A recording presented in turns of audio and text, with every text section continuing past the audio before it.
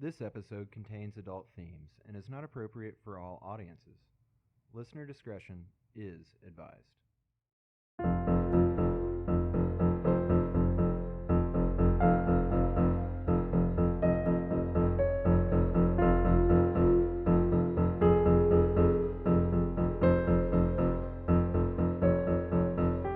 Hello, the world. This is They Will Kill, a true crime podcast. I am Courtney Eck. And I'm Sadie Eck. And hey, and guess what? We're sisters. We're still sisters. Three shows in. The emancipation paperwork didn't go through. No lawyer would take my case because it's not a thing. You can't emancipate yourself, or maybe it is. I'm just making that up. It doesn't make sense to me that you would emancipate from your sister. We've already covered that in episode. Listen, I want to keep you on your toes. I don't want you to get too comfy and think that I'm not going to try to not be your sister eventually. Anyway, we are a true crime. This is a true crime podcast. We've gotten some feedback since the first two episodes that it's not totally clear that there is a comedy aspect to this podcast. I think we hesitated to refer to it as a comedy podcast because we are not at all professional comedians.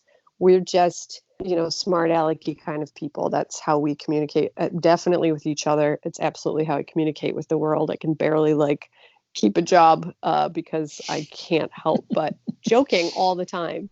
I've had a pretty good life, but, I've had some setbacks, and the way you deal with those things is either drugs, worse things, or comedy. So we went down the road of finding a little bit of humor in things. We will never make fun of the victims or their experiences, but we are going to joke. So if you're not comfortable with that, that's absolutely valid, but this is probably not the podcast for you. Yeah, we really do take the cases seriously and the victims' experiences seriously. Absolutely. So we really want to honor that story. But for sure, there's lots of really awesome podcasts out there that just really tell the story and don't joke. So Yep.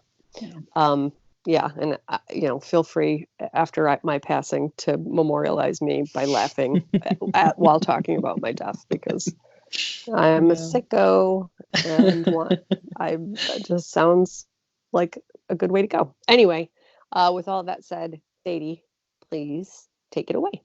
Yeah, I'm pretty excited about this case. It's recently been coming up in the news pretty recently. And when I started to read about it, I thought, oh gosh, okay, we got to do this one. Yeah, if you're one of those people that's getting real jacked up on the genealogy aspect of crime solving, this is definitely the case for you. 16-year-old Pamela Mauer was described as a quiet, shy girl who was popular with her close group of friends. She was second oldest of four siblings. She had two brothers and a sister. On January 13th, 1976, Pamela was over at a friend's house in Woodridge, Illinois, which is a suburb just west of Chicago. She was playing cards and having a good time. At approximately 9:45 p.m., she decides to walk alone to a nearby McDonald's to buy a Coke. At 11 p.m., after Pamela fails to return home, her mother calls the police to report her missing. They search the area, but the teen is nowhere to be found. At 7:30 the next morning, a man named Thomas Patterman was driving along College Road in Lisle, Illinois, which is a town just north of Woodridge. He saw a purse lying in the road and thought someone maybe got hit by a car. And when he pulled over to investigate, he found the body of Pamela. She was lying beside a guardrail. The police wonder if her body had been dumped in that location to make it appear to be a hit and run. Mm-hmm. Although she had her clothes on, there was evidence of sexual assault. The police denied the evidence. When I was reading back in the newspaper archives, they were really clear that she wasn't sexually assaulted. But then as you get, 40 years on, the police do eventually admit that she was sexually assaulted and that there was DNA recovered from her body. Do you know why they initially denied it? I don't know. I don't know if they were just trying to keep that part quiet or I don't think that in the 70s they wouldn't have mentioned it in the newspapers. I don't know. It kind of confused me at first. When I was reading back in the old newspapers, they were like, nope, there was no signs of sexual assault. And then... Oh, so they flat out just said they were not. They didn't just omit it. That's really weird, because I understand omitting it and then having somebody say, well, I didn't rape that girl. And then they know that I mean, I guess that could be the case too, if they just said it didn't happen, but that's strange. Yeah, Anyway. It really kind of caught me up when I was researching, reading the new recent stuff first, and then going back, looking in the archives, thinking, well, just what's going on? I don't want to give out wrong information, but I am certain that she was unfortunately sexually assaulted, and DNA was recovered from her body. Got it. She had bruises around her neck that were indicative of strangulation. And they quickly ruled out robbery as a motive for the crime. Her purse was found to have her ID and a small amount of money inside. Mm-hmm. They also found a 3-foot piece of rubber hose near her body and believed it to be the murder weapon. A woman came forward claiming that around 11:45 p.m. on the night of Pamela's murder, a white man, approximately 25 years old, 5 foot 9 inches tall, he pulled up beside her as she was walking down the road and offered her a ride. Mm-hmm. He said he wanted her to model for him, but she refused to get in the car. Thank goodness. Thank goodness. I mean, I think we all know by now that maybe we don't, but I would hope that we all know, young listeners, if someone asks you to model at 11 p.m., it's probably not a legitimate request. Yeah. Or, I mean, oldest trick in the book, but that was the 70s. Nobody had any idea. That would have been flattering and sounded like a sweet way out of the suburbs of Chicago, no doubt. Yeah. So during their conversation, she noticed a quite white bundle in the passenger seat of the Mercury Capri he was driving. God, every case we cover has some sort of white bundle. I know. I even made a note, like, white bundles in cars, just call the police right away. You see a white bundle. It's not yogurt from Yogurt College. If you don't know what I'm referring to, you're really missing out, and you should go back to episode 1 and find out, because it is the best joke I've ever made. So based on the woman's description of the man, the police put a composite sketch together, but he was never found. Mm-hmm. About a month later, in February, the police told reporters they had 2 17-year-old suspects in the case and said that they would go before a grand jury soon. But they refused to talk to the police and hired attorneys. Mm-hmm. They were never arrested or charged for her murder. And with no new leads, Pamela's case grows cold and remained unsolved for nearly 44 years.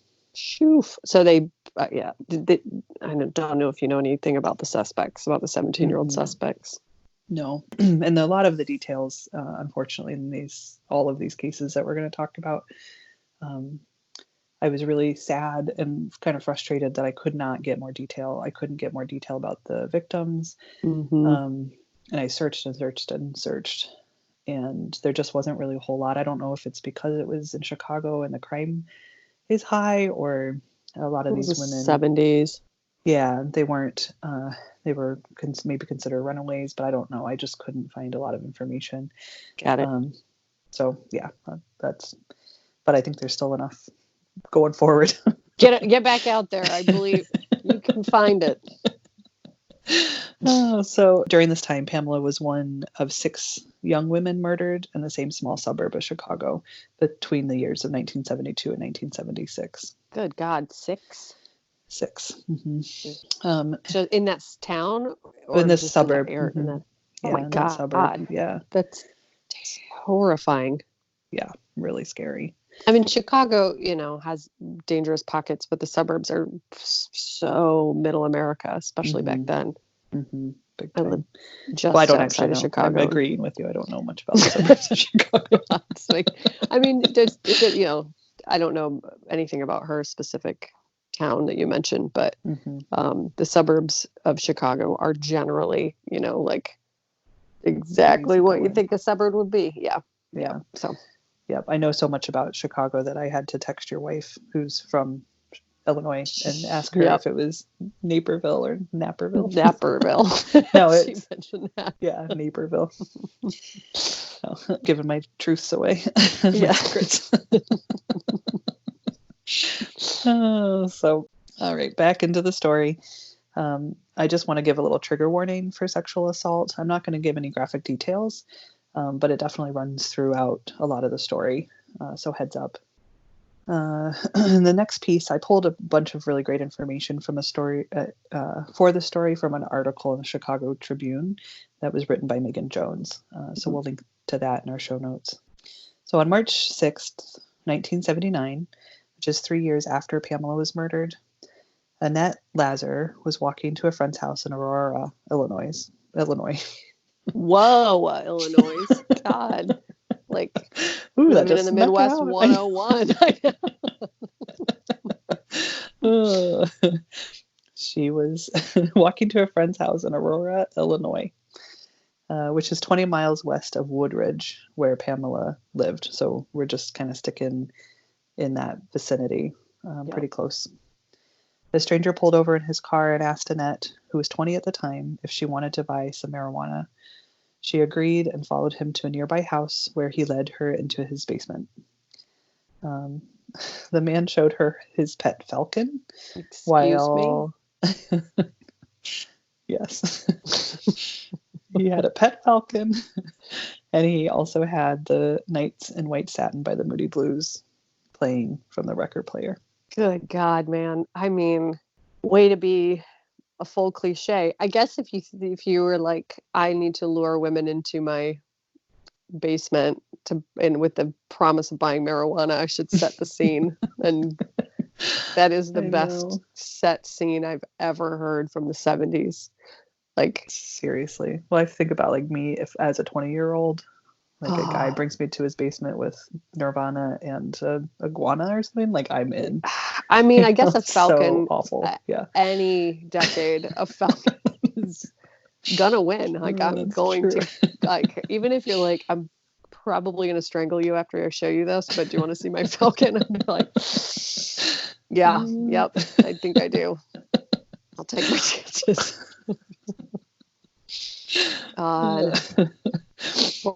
Yeah. Unfortunately, he didn't just like show her the falcon. No. Once she was down in the basement, he then put a gun to her head and told her, quote, "You're not going anywhere."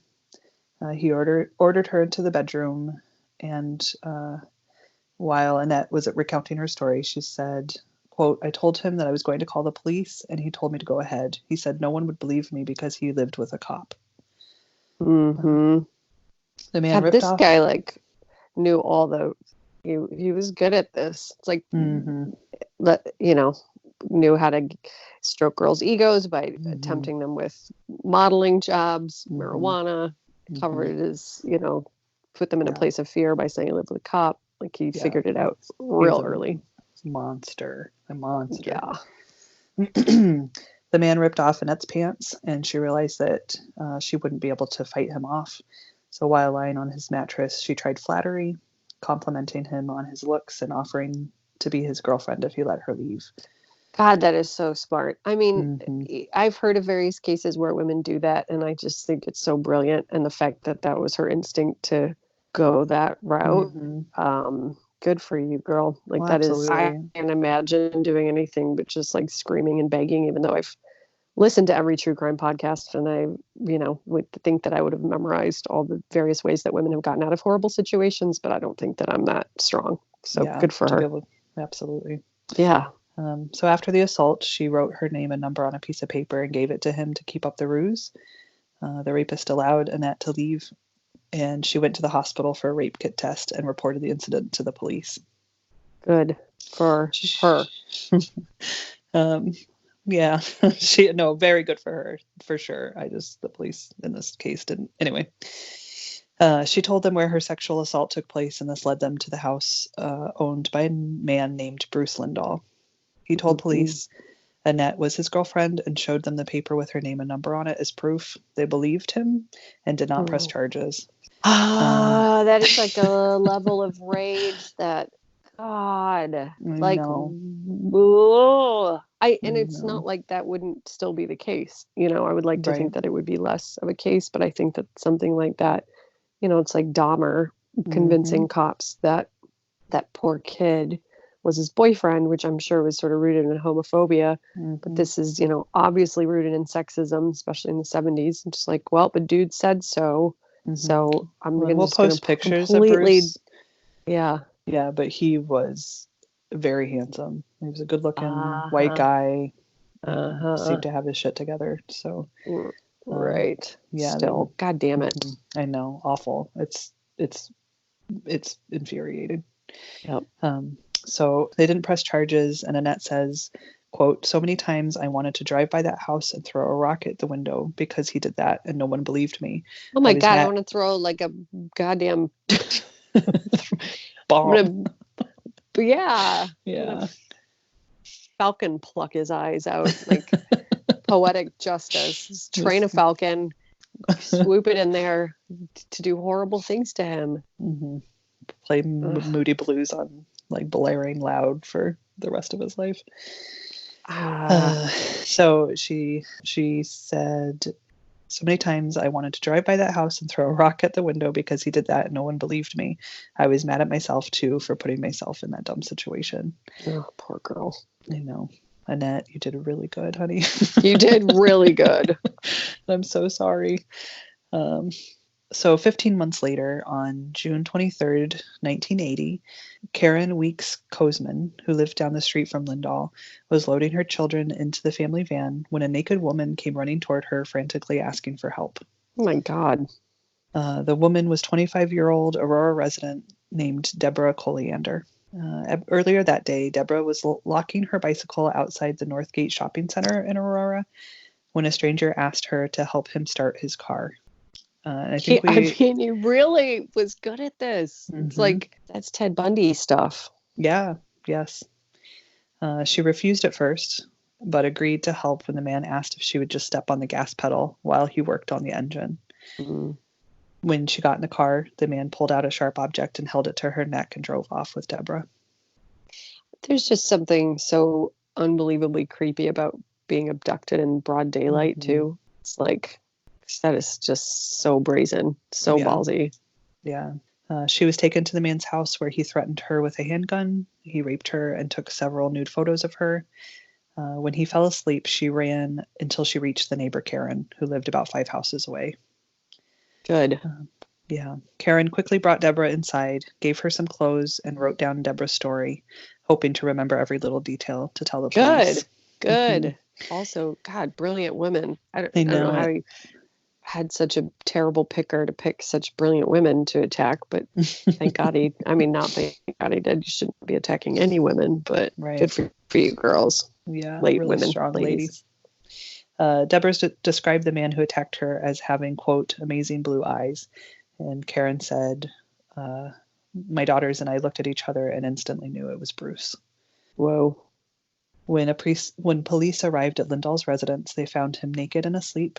They also found a gun and nude photos of Deborah.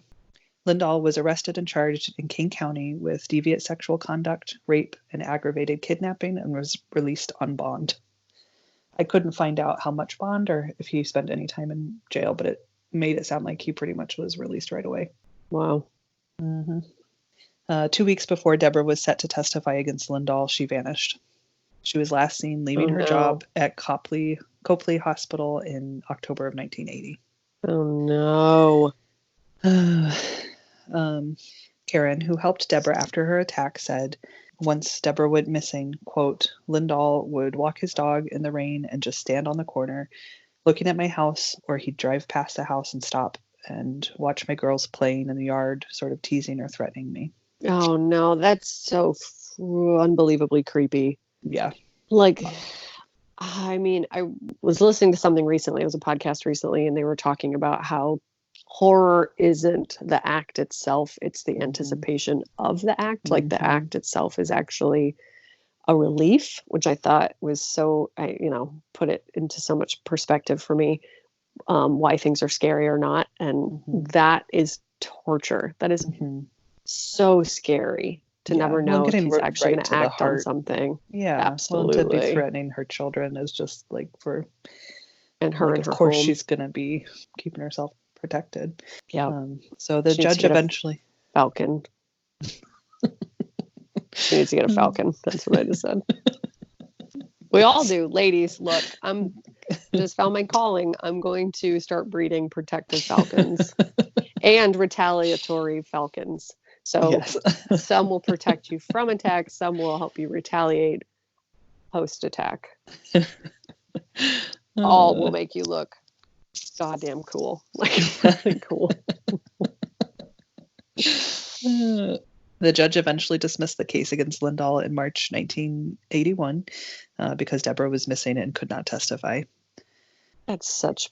I mean, I get it, but yeah, you would think that her going to the cops, finding the pictures of her, et cetera, would be enough. Yes. Yeah. When I read another case that I was researching, they were in California. They changed laws where this was for domestic abuse, but where victims didn't have to testify to.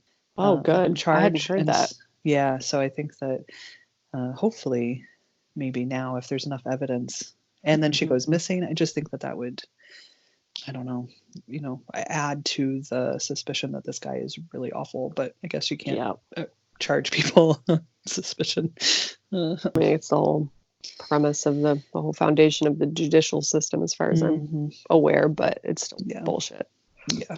So in April 1982, Deborah's body was found in a shallow grave by a farmer in Oswego Township cornfield, 6 miles south of where Deborah was last seen.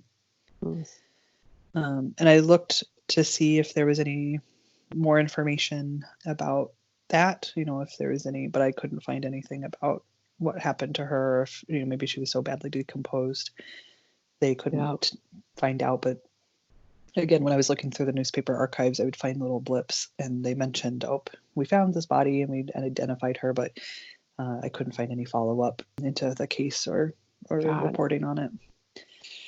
Also, why did they let him out on bond? He's very, very clearly committed a terrible crime. Right. Yes. It's it's not carjacking or something. I mean, not that carjacking is a cool crime, but right. Petty theft. Sure, let him out on bond. Carjacking. Obvious rape. I don't know why that's the first thing that came to my mind. You probably should keep somebody in if they jacked a car.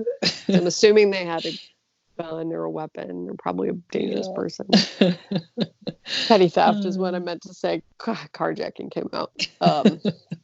If you clearly raped somebody or clearly murdered or attempted to murder somebody, please just hang on to them for a minute. They can wait a couple months if it's that clear. They can wait a couple months. Seriously. So Deborah Colley's sister, whose name is Susan Colley, said that Lindahl tore her family apart and they never fully recovered. Quote, no doubt. Right. Quote, "My mom became a zombie," she said. "I want people to know what stomach and heart-wrenching feelings she had. My dad gave up hope." Ugh. God. So jumping ahead a little further, on April 4th, 1981, 5 days after the charges against Lindahl were dropped, Lindahl's girlfriend, and I could not find any information on her. I don't blame her for wanting to stay away, but so Lindahl's girlfriend came home to her Naperville apartment at 1:45 a.m. Much to her horror, she discovered the bodies of two men who were later identified as Bruce Lindahl and a man named Charles Huber. There was blood everywhere, and they appeared to be dead. She called the police. Both of them? Bruce also? Yes. What? Yes. Yep. Got a little taste of his own medicine. So Charles Huber was an 18-year-old high school student, and he worked at the local Red Lobster Inn. Oh, buddy. And again, I could not find anything about him other than that. And I really wish that I had more information to honor him with. Well, I mean, working at a Red Lobster in the 70s was sort of like a peak.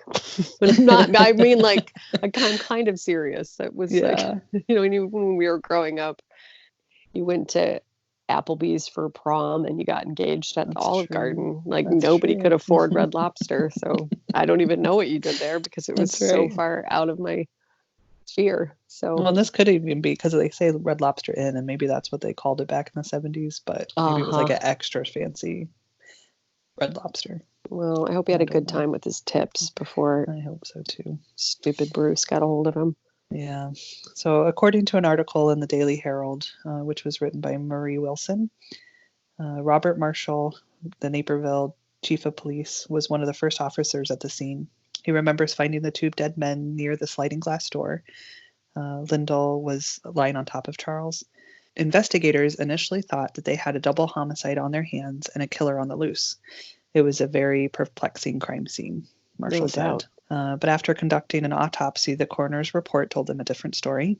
Marshall continued, quote, "We determined that through the autopsy that Lindahl had, in his rage of stabbing Mr. Huber, accidentally severed his own femoral artery and bled to death." What? God. It's like if that could just be the way the world worked all the time, what a much better world this would be. Yes, some instant karma. Seriously. Yeah. Like eventually, if you can't control your homicidal tendencies, you're going to accidentally kill yourself. It's just like, there's a finite amount of rage that you can express onto another person before you're just going to accidentally kill yourself. Yep. Unbelievable. So he bled to death and basically just fell down, like laid right on top of Mr. Huber, is the quote. It's not actually the quote. God, your femoral artery, it must have just happened so fast, too. Well, it's like the big one. Like the biggest artery. Wow. Yeah, so I'm sure it just happened within, a minute or two. I don't think it takes long at all. No. But unfortunately, Lindahl had managed to stab Charles 28 times with a 6-inch kitchen knife before Lindahl bled to death from his self-inflicted wound. And police were able to determine that Lindahl and Charles had met at a nearby bowling alley called the Galileans, but they never figured out exactly what it was that brought Charles to Lindahl's girlfriend's apartment that day or that night when he was killed. Good God even knows. The guy was like such a master of luring people to his home. So right. Who knows? You want some marijuana, and the kid would be like, yeah, absolutely. Drugs, falcons, modeling. No, car help. Atari. No, it was the 70s. Pinball. Like, who knows? Yep. So let's talk a little bit about who Bruce Lindahl was. Other than an absolute piece of shit. Yeah. Yep, which is really all that matters. But Bruce Lindahl was born on January 29th, 1953 in St. Charles, Illinois, to Jerome and Arlene Lindahl. He was one of 4 brothers. He graduated from Downers Grove South High School in 1971. He attended college and graduated in the mid-1970s with a degree in electromechanics. The next few years, he worked as an electrician while continuing his studies at the Mid-Valley Vocational Center in Caneville. He later worked as a teacher at the school in the auto repair shop. Lindahl was described as a smooth talker with sharp blue eyes. He was known to various police departments for his multiple run-ins with law enforcement, but he had no felony convictions. While we're talking about karmic things and instant karma that should happen to murderers and rapists, I think they should also have to have a face that matches their intentions. You know what I mean? You shouldn't get to be hot and charming. No. I know that's generally how it works, but you should just have to be crazy looking. Yeah, it'll make things a lot easier. Seriously. Yeah. You just come out looking like a terrible green monster. Yeah. Terrible green monster. It's a great indication of someone to steer clear of. That's right. So former Naperville Police Chief James Teal, which we just keep knocking it out of the park with these names. It's a pretty good one. Described him Lance Hamner, but he'll do. Jimmy J.J. Jones. Jimmy J.J. Jones. I forgot it, so I didn't bring it up because I didn't want to embarrass myself. Never forget. So James Teal described him as a Ted Bundy type and said he was a, quote, caveman whose sexual appetite included raping women and young men. God. Clearly. Yeah. It's not how I would want somebody to describe me. Well, there's a simple way to avoid that title for yourself. It's super simple. I'll let you figure it out once you decipher it. So he had moved around from Chicago to Downers Grove, Lisle, and Woodridge before he settled in Aurora around 1978. Police said Lindahl's crimes started in 1974 and continued until his death in 1981. Lindahl's contact with police was not entirely negative. In 1978, the Aurora Police Department awarded Lindahl a plaque for helping a 19-year-old woman who had been injured by a hit-and-run driver. Yep. Well, good for him. I know. Yeah, I think it probably, when I read that, it made me just think about how that wolf in sheep's clothing. Yeah. He could turn on the charm, and he had a girlfriend, and, totally. Yeah. Well, and I was thinking about the fact that so many serial killers just live in like normal places and suburbs and have families and carry on like that, which is just so supremely creepy. Yeah, it's like really one chilling. thing. It's really chilling. Like a Robert Ramirez, who there's a good example of somebody who came out with a face like his insides. Like that guy was crazy looking. Lived in LA. Like I get it if you live in LA and you're a serial killer, that makes some sort of sense. But Aurora, Illinois, it's like yeah, super creepy. So this is a quote. Robert Ramirez or Richard Ramirez? Richard. Did you say Robert? Thank you, my own self. I think I said Robert. Gotcha, guys. Gotcha before you could comment on it. Ha ha. Just momentarily stupid. So, quote, if you saw him in a store, you'd think he was a cool guy, says Annette Lazar. Cool like sepsis? Sorry. Another.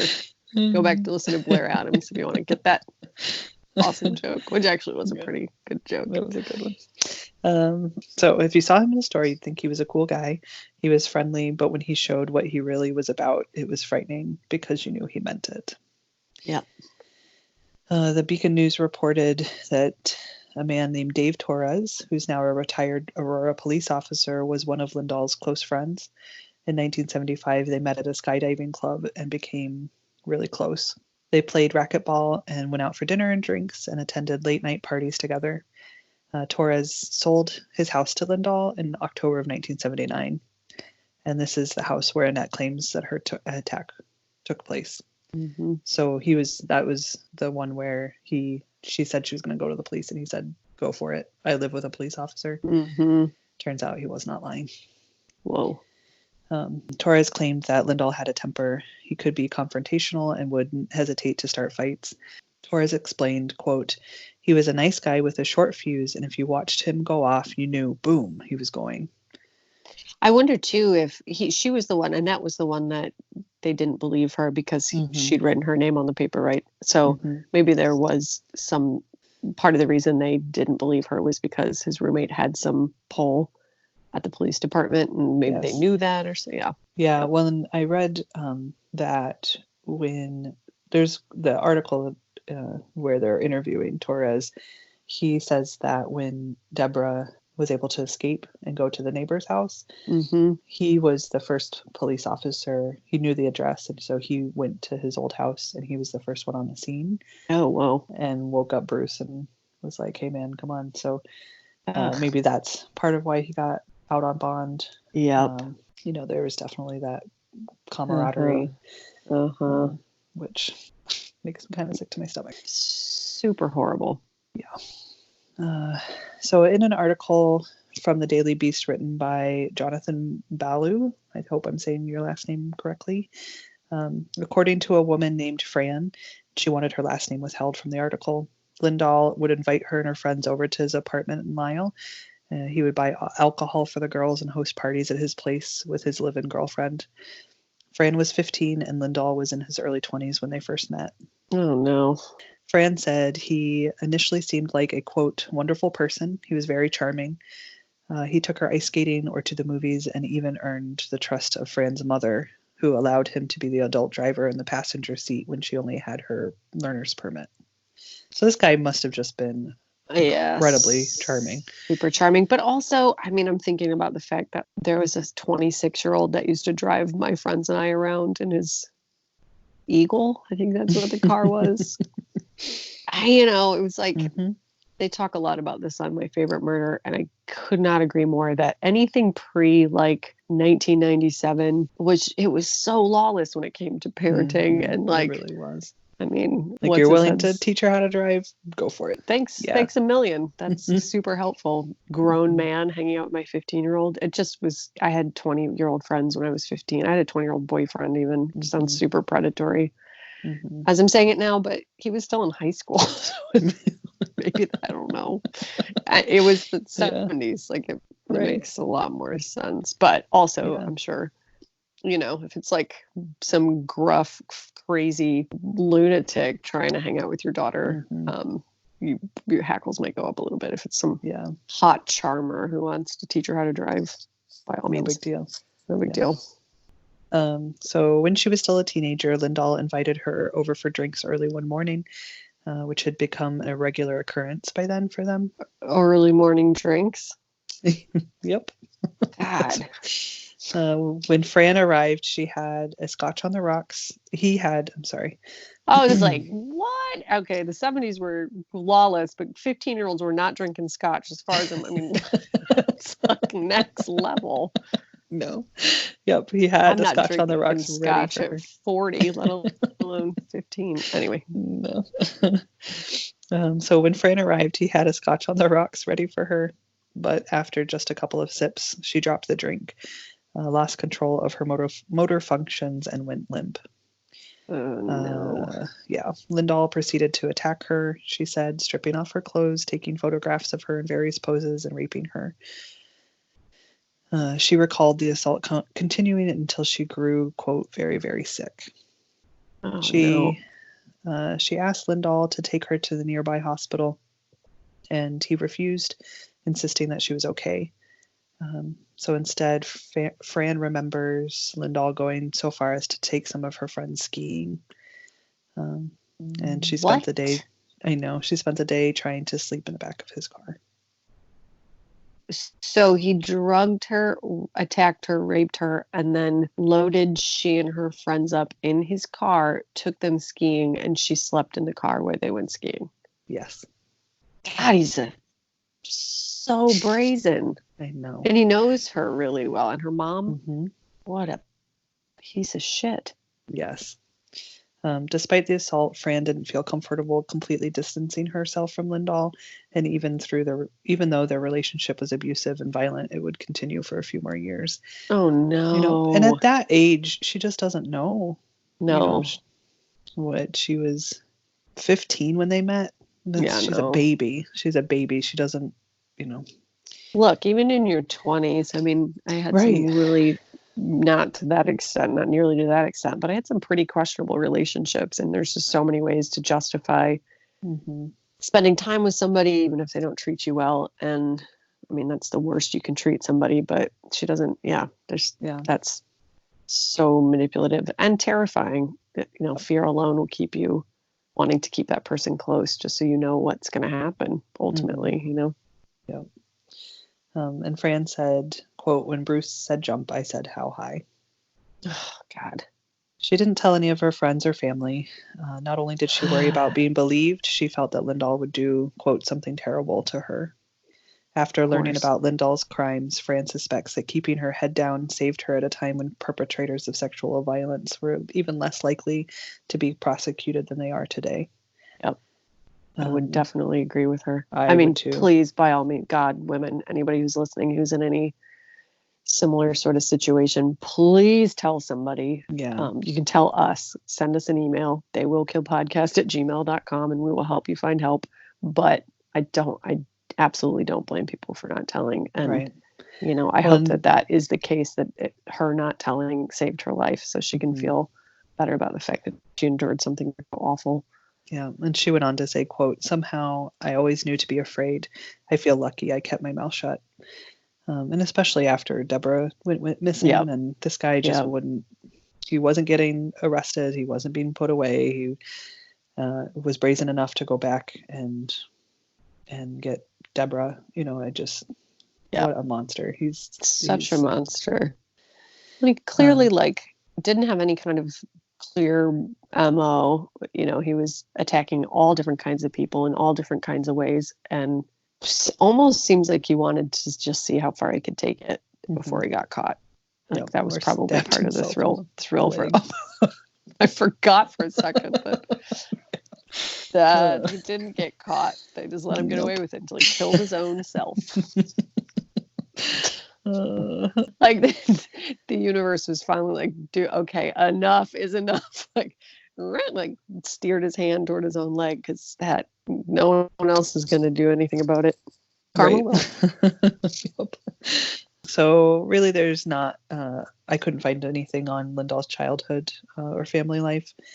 That's fine. Fuck him. Right, because of his death nearly 40 years ago, he was never tried for any of his crimes. If he was still alive today, he would be 68 years old. Wow. In early January of this year, of 2020, authorities connected him to the 44-year-old cold case of Pamela Mauer. That's amazing. Yeah. So on January 13th, 2020, police detectives in Lisle announced that thanks to advanced DNA forensics, they were able to tie Bruce Lindahl to the murder of Pamela Mauer. In 2001, authorities were able to get a DNA profile of her suspected killer from the DNA left at the scene, but they couldn't find a match in CODIS or wherever they submitted it.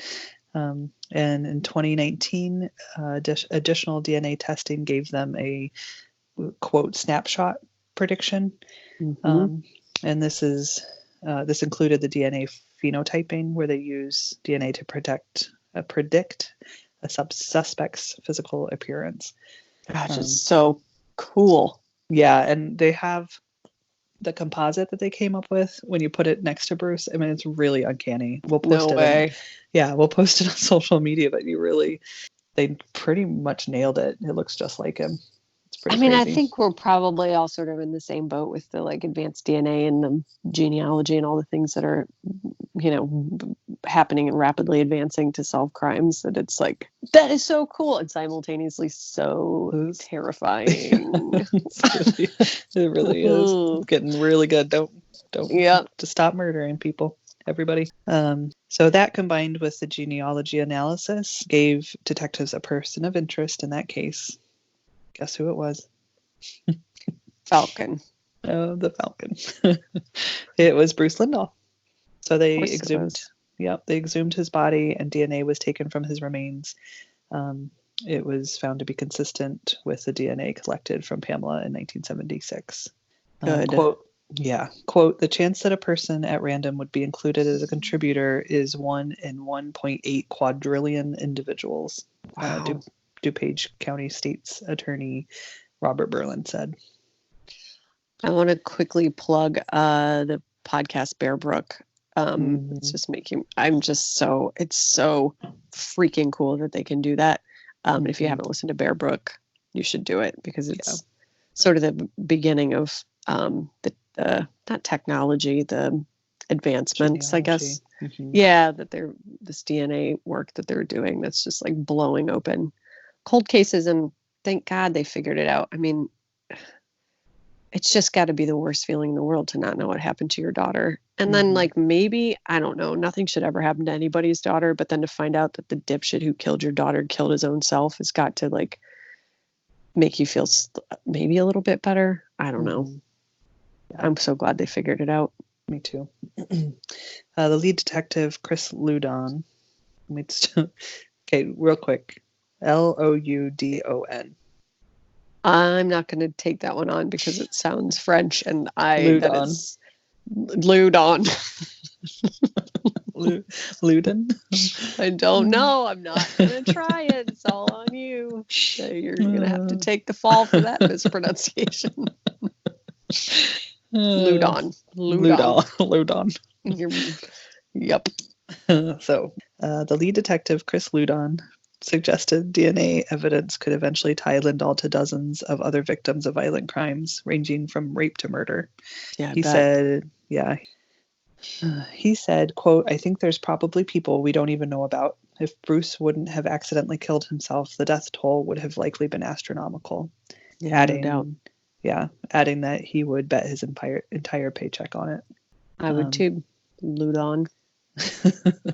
So Lindahl was responsible for at least 9 murders and may be linked to 12.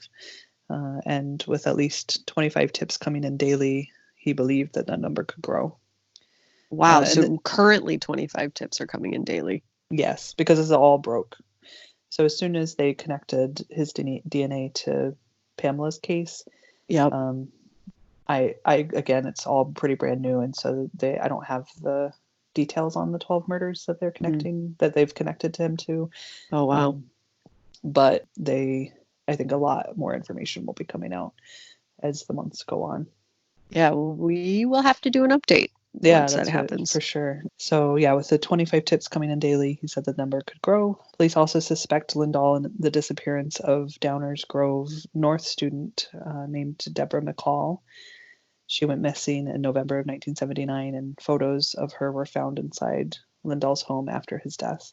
And again, I tried to find, there wasn't even any information in 79 when she went missing. It wasn't mentioned in the newspapers as far as I could tell.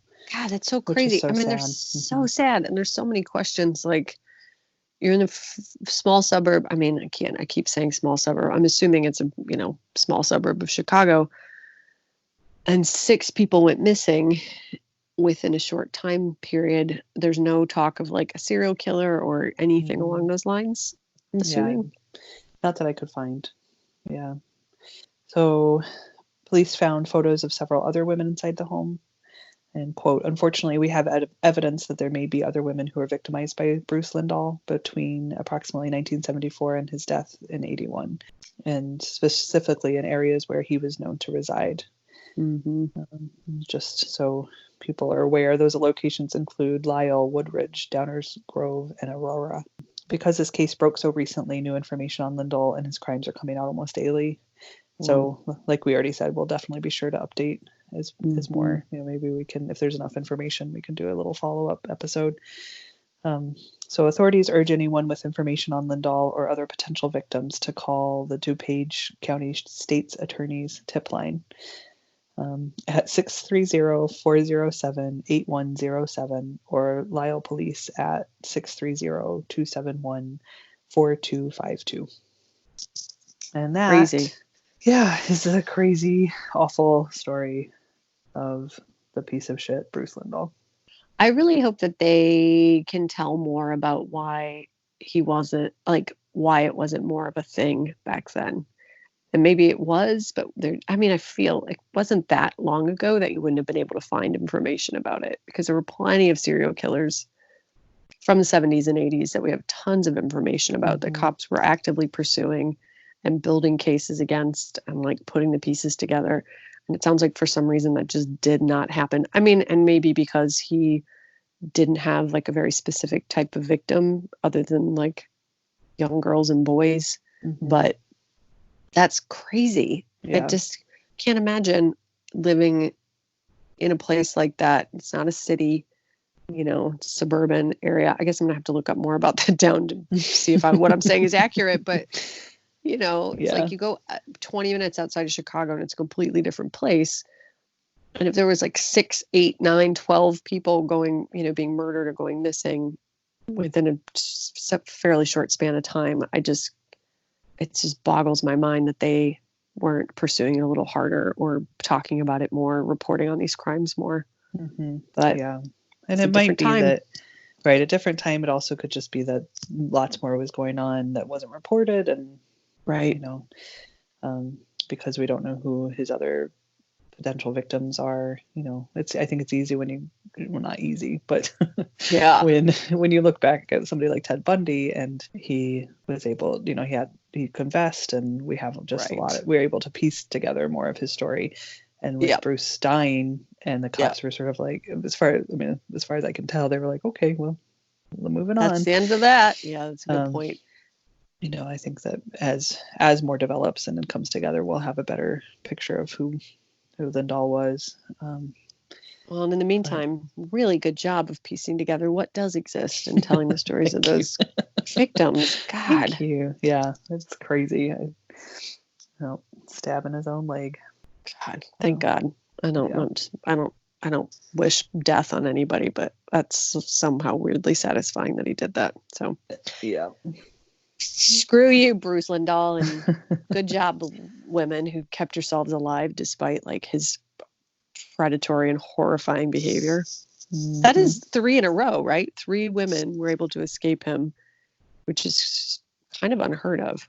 Yeah, I bet you there's a bunch more. I bet too. you're right. But there are a bunch of really badass women who Bruce approached and they said no to, or Yep. they got away from him. Yep. Never talked about it. So this is Yeah. dedicated to you, you bad bitches. You're the best. So glad you're still here. Yes, I And- 100% agree. Yeah. So thank you so much for listening. Yeah. If you want to keep track of us, you can follow us on Facebook, Instagram, and Twitter at They Will Kill. You can email us at theywillkillpodcast@gmail.com. You can also check out our website. Sorry, was that what you were going to say? No. Check out our website, theywillkill.com. Yeah, I was going to say you can find us on all sorts of podcast platforms. Please subscribe, rate, and review so that Yes, we can please. keep going on. Maybe we peaked at episode 3. We won't know yet. Thought we peaked at episode 2. Bet my paycheck but- that we did. we No, also oh. Go ahead.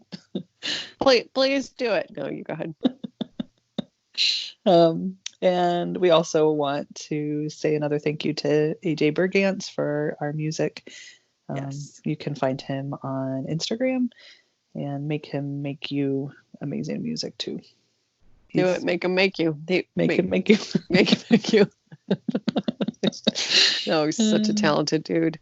Yeah. Also encourage him. We should start a campaign for AJ to make a piano album because we have a solid minute of piano music from him that we use for our intro, and we're both just play it on repeat. Not Seriously. like narcissistically, like it's just really No, good. Just yeah, really I gives agree. me a chill. So Yeah. thank you, Well, AJ, and when so you- much. Yeah, thank you. You send the guy one little thing that you like, hey, we like this, and he's like, okay, I'll make it Yeah. a million times better. It's absolutely true. Thank you so much, you guys. Seriously, thank you so much. This is the highlight of our week, and we hope it's the highlight of yours. Yep, thank you so And much. remember, you get to take it this week. And Oh, remember, Lord. Don't Oh. go into the basement with a falcon. unless you pre-screened it, because it might be a really good idea. Probably not, but I don't want to do I'm that gonna- one. Hold on. no, we're doing it. I'm an instigator. I'm a naughty, bad auntie of Sadie's sons, and so I'm probably gonna give them the advice to maybe go into a basement full of falcons, or a falcon. It's probably gonna be worth your time. Good life advice. All right. Talk to you Yeah. later. Thank you guys so much. Goodbye. Thanks. Goodbye.